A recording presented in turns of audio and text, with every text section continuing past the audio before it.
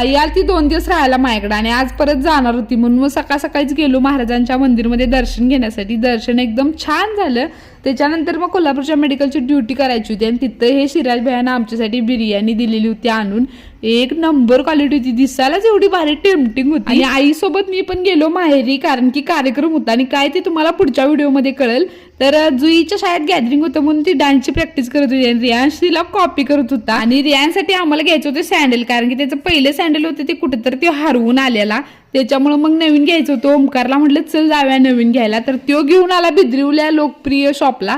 आणि शॉपच्या आत गेलो तर हे चपलाच्या दुकानात नाही कुठल्या तर हिऱ्या बिऱ्याच्या दुकानात आल्या का ते एकदम फील झाला. एकदम झगमगाट आणि चकचकीत सगळं लावलेलं होतं. लहान मुलं आहे म्हणून तिने आधी आम्हाला आपली रेग्युलर चपलं धावली हो. तर ओमकार आमचा म्हणतोय कसा मामा ब्रँडेड वापरतोय आणि भाच्याला साधू धावताय सवय. आणि शेवटी त्यानं भाच्याला पण 450 रुपयाचं सँडल घेऊन दिलंच.